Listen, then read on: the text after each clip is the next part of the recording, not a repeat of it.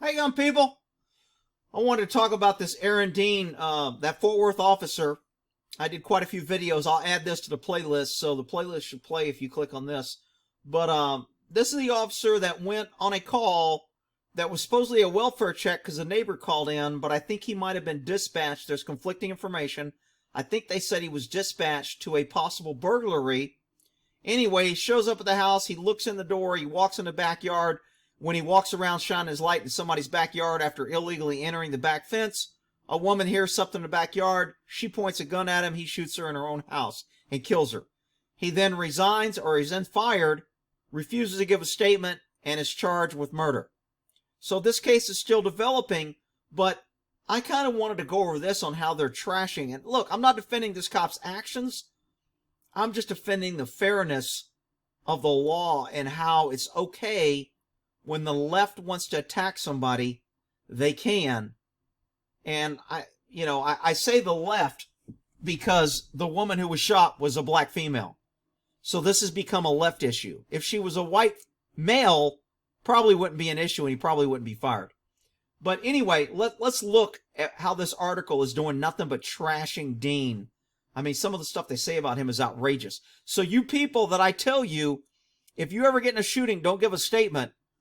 And for the people that, I've had a couple people send me signs that says, I don't call 911, I have a backhoe, if you come in here, I'll use it or something.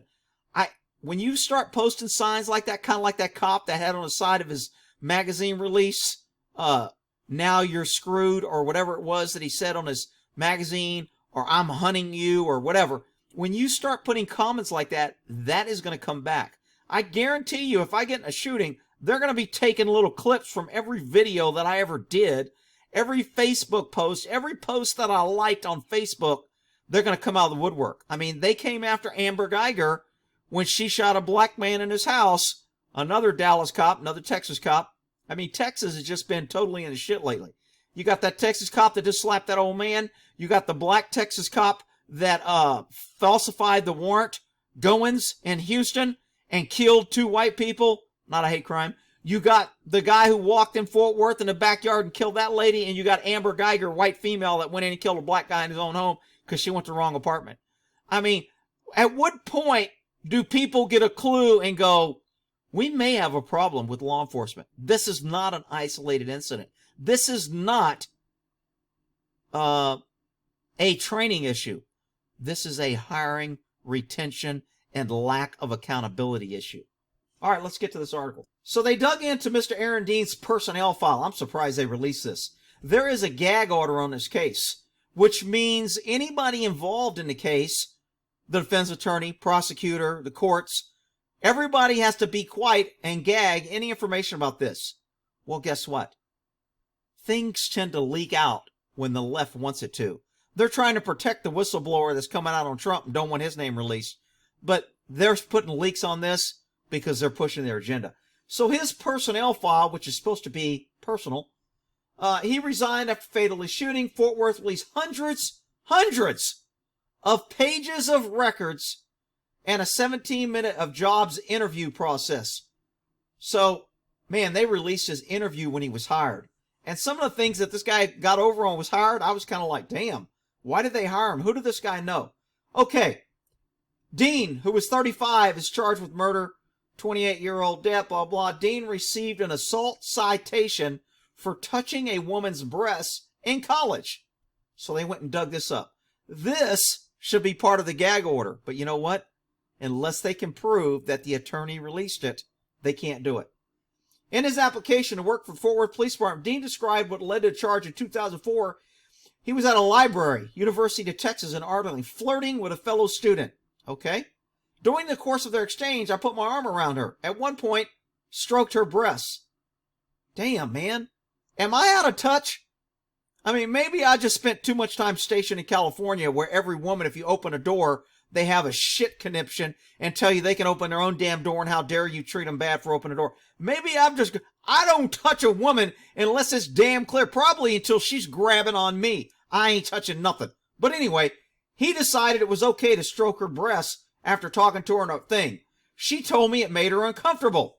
Well, if you start, all right. And she asked me to stop, which I immediately did, quite embarrassed and apologetic. When asked about the incident during his job interview, he said he asked the woman not to report it. Well, that's reasonable. He didn't want to get screwed. Saying he was very conservative at church, in a very conservative church at the time, and he feared backlash. Oh, Rick, he believed in God. You're just picking on him because I ain't picking on nobody. I'm reading what the article said. You freaking people come here with a bone to pick on me. What's changed since then? Dean said in the interview. Here's what's changed. Being careful about my actions and how they perceive by others, and being sure that I consider other people's viewpoints and what their expectations of a relation. Boy, is that not a freaking lawyer written response? If somebody told me that, I'd be like, dude, quit giving me some BS you relieved. What did you learn from that incident? All right, the woman later reported the incident to the Orland police. Oh, who cited Dean for simple assault. He pled no contest, paid a fine. Dean also completed a sexual harassment training module required by the university. A handwritten note in the application file indicates that charges was a Class C misdemeanor. Although several pages of the file are redacted, there is no indication that Arlington police records would detail the incident that were included. There are indication that the woman involved there, nor was there indication of what. Now you would think in a background process, if a guy said he touched a woman and she called the cops, you would think they would interview her. I mean, man, they interviewed, I can't believe the number of people they interviewed. They interviewed neighbors. They interviewed freaking, I mean, it was just crazy the number of people they interviewed. Ex-bosses, ex-girls I dated. They interviewed people. They didn't even have complaints. They interviewed, I mean, you name it. And this woman made an assault and they did not interview her. That tells me it's a hiring process. It's not a training issue. In response to the questions about how the department weighed the assault charge when deciding to hire him, the spokesman said the misdemeanor charge was given sufficient scrutiny during the hiring process without elaborating. Really? Okay. Well, I guess if the government said it, it's true, right?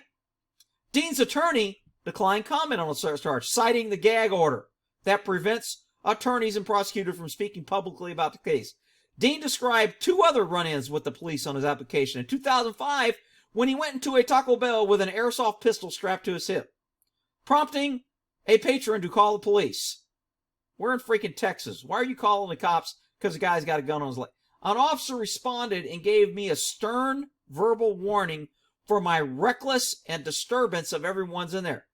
Well, wait a minute. Did you violate the law or didn't you?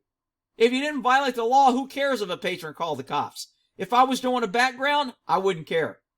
The following year, Dean and a group of friends were playing airsoft in a creek. Sounded like he was an airsoft dude. Near the church, someone who lived nearby called the police, probably because they were being loud. Responding officers arrived at the scene, ordered them to drop their guns. After checking IDs, told us to find private property to game on. Again, didn't break the law, the cops were called. This should have no bearing on his background. They're making it like, oh, he shouldn't have been hired because of this. Can somebody tie this, that, and the other incident together and say this guy exercised bad judgment? Maybe. If and buts and coconuts, you can make anything you want out of anything. During his training, 2 officers expressed concerns about his tunnel vision. This is for anybody on FTO. They always point out problems. When you go through FTO, a field training program, you have experience, and I was an FTO, you have experienced officers who are evaluating you and identifying things that you need to work on and improve on. And if you give some guy perfect ratings, you get called in by the sergeant and say, hey, you're being too easy on him. There has to be something he can do better. You have to give constructive. So FTOs always write something that a guy needs to improve in. Whether or not it's a minor mistake or it needs to be mentioned, we have to show that we're not being too easy. So these officers probably were told to do this. Maybe not. Maybe it was legit. In one report, May 25th, a little over a month after Gene joined the force, a month, that means he's probably an FTO, he's a new officer, he just got out of the academy, you expect him to make mistakes. A sergeant wrote that Dean was doing well in all areas of officer safety and navigation, but the sergeant said Dean needed to improve using the radio. All right, he's only been talking on the radio for a month. It takes a while to get timing, to listen, know when to talk, key in the mic, doing other things while you're talking, so it becomes a habit after you do it for a while, but when you're new, it's a little confusing. Hell, watch next time you watch TV, watch how many freaking actors don't know how to key the mic when they talk on the radio. It drives me freaking nuts. I mean, somebody in Hollywood has to know how to use a radio. Every damn movie I watch in Hollywood, none of them key the mic when they talk, and if they do key the mic, they don't unkey it when they stop talking and listening. So they're still keying the mic, and then they're getting a reply because they're too stupid to take their finger off the mic because they've never used a radio for real, and somebody obviously hadn't told them, or if they didn't tell them, because they're a freaking idiot working in left-wing Hollywood, they don't know how to take their finger off the mic in order for the mic to receive. Because if you're keying the mic, you can't hear what other people are saying. That's a tip for all you liberals out there who never picked up a mic, never been any damn wearing a... I digress. Anyway, a few days later, another officer wrote, Dean's weak... Oh, wait a minute. Using the radio, noting he missed calls for help and gets tunnel vision and tunnel hearing. That's kind of a common thing. Cops get focused. They're new. They're trying to look for threats. They don't want to miss off their safety. They don't want to get in a wreck. They're driving a car. They're learning how to work the radio. They're learning how to work the computer. You got an FTO telling you need to know where you're at. You're trying to learn geography. There's all kind of issues when you're new starting as a cop. So people are going to make mistakes. I don't think that's a big deal. A few days later, another officer wrote a report, weakness in communication. When instructing or speaking with PO, I noticed that the PO will sometimes, I wonder if that's probationary officer. Probably PO is probation. Probationary officer will sometimes not look in my direction. Almost seems like he's ignoring me. Wow, dude. You got freaking issues. This FTO wanted him to look at him when he talks to him. You know, if I'm driving, I may not look at you. Sorry, dude. I know you're important and you think you're beautiful, but I may not look at you. If I'm reading the screen or reading a license plate, I may not look at you, but I can still talk to you. This was a BS thing. But again, this is just a trash piece to try and paint this guy as a horrible employee. I had to repeat myself and tell the probationary officer to acknowledge what I said, the officer wrote. That officer echoed concerns about tunnel vision, writing that Dean will be so engrossed with what he's doing, he gets tunnel vision and will not hear what he's being instructed. Well, I mean, again, that's normal. You're trying to learn a lot. You're learning policy. You're learning laws. You're learning how to watch people. You're getting statements. People are talking to you. You're watching where you're at. You're trying to figure out your location. You don't want to get hit by a car. I mean, all that is just, you're throwing a lot at new officers. These are routine mistakes. This is not the end of the world to me. I got more of a problem with him thinking he can grab some girl's breast in a library when he was trying to date her. But anyway, during an evaluation in April, Dean earned a 3.5 stars out of 4. And was praised for making sound decisions based on his level of experience. Wow, that sounds good. He was expected to improve as time with the department increased. Okay. He was praised also for his abilities, which were compared... he was also praised for his abilities, which were compared to more veteran officers. Right before you get off FTO, your field training program, they usually give you good ratings so they can get you off. If they still say you're a screw up, then they have to keep you longer. And then if they screw up too many and they can't train them, then the FTO gets heat for saying, why can't you train this guy? He graduated academy. And then if you try to correct a quota hire that they don't want to get fired, they'll say, why are you being so hard? Don't be so hard on them. Look, we need more women. We need more blacks. We need more gay, transgender. We need more quota hires.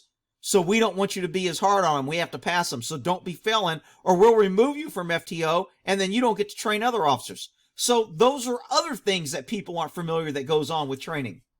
Okay. You are a young officer walking at a level commonly seen for more experienced officers. Keep up the good work. Never stop learning was a handwritten comment from a supervisor. Okay. Threw in a little good there. He joined the force after a career in engineering. Dean attended University of Texas at Arlington, graduated with a bachelor's degree in physics. That's a pretty good degree. I would think that I got a bachelor's degree, but it ain't damn physics. After he was homeschooled and in high school. Well, that's because he probably wasn't liberally educated with our liberal schools. He had an internship at Aircraft Industries. I don't know if that's Vought. Which he was still in college, which he reported he was fired for repeated tardiness. He's a college kid. He's in college. Not a big deal. He's working here. All right, he got fired for being late. Whatever. He then began working as an engineer at Registration Fort Worth, accomplished his application. He still held that job while applied at Fort Worth as an officer according to his application. In the job interview, one deer asked Gene why he wanted his career to take a different direction.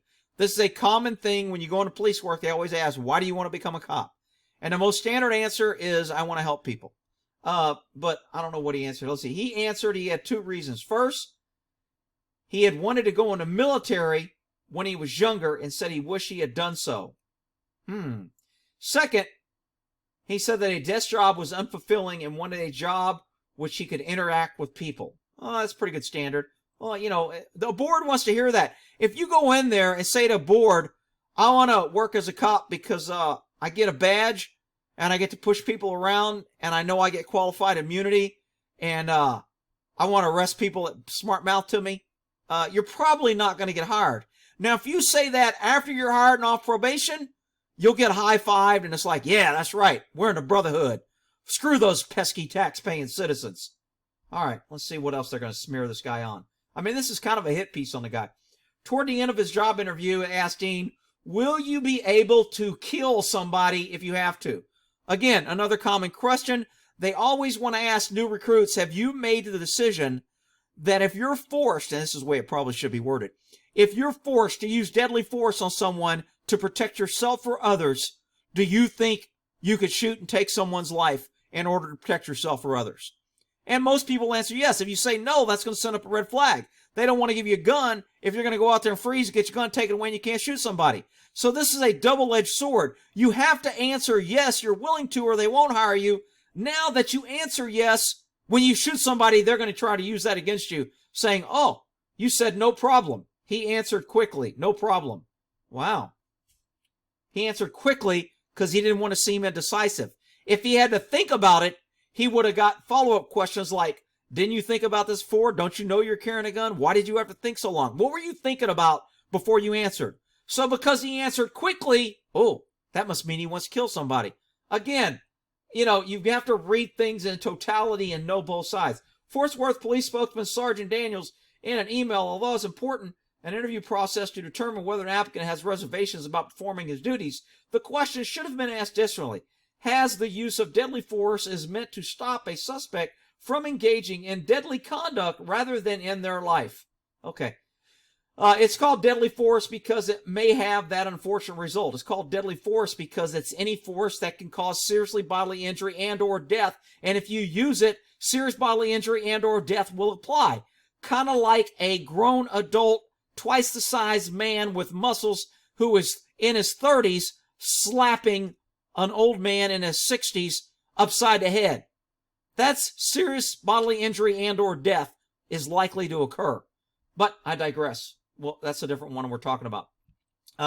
That's a video I did on Earning the Hate where a cop out of, again, another Dallas police officer using unauthorized excessive force, black officer slaps a white dude in front of an IHOP. Anyway, he said in response to questions whether or not it was typical in job interviews. Also, Dean's job interview, an interviewer asked him whether there was ever a time to fight. Well, of course there is. He said it was appropriate if there was an imminent threat and mentioned that he had a license to carry a firearm, which he carried every day. Man, if I was advising this dude on how to answer questions at an oral board, I would not say that. Having a gun and a license is almost a deficit. I never told oral boards how many guns I've had. When my dad died, when I was like 15 or 16, I inherited his guns, and he had probably 6 or 7 guns. And then I bought guns since the time I was in the military. So I always had, I don't think I can remember a time when I didn't have under 20 guns. But I never told in the psych eval how many guns you have. I don't know, a few.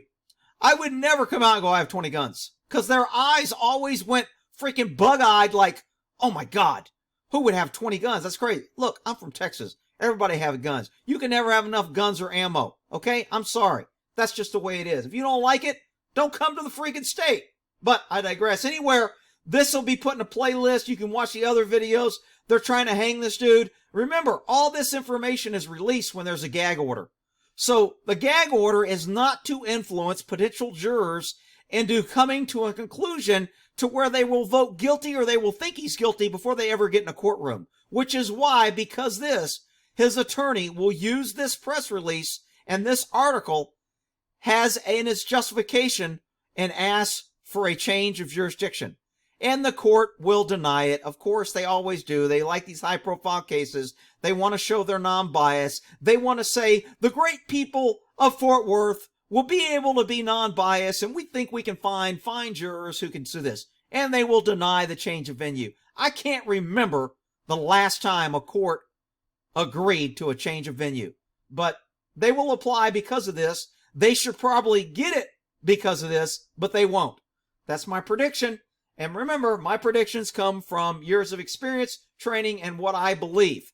Okay, so opinions that come from an educated person versus an idiot who just watches videos should hold more weight. But it's just my opinion. We'll end that there.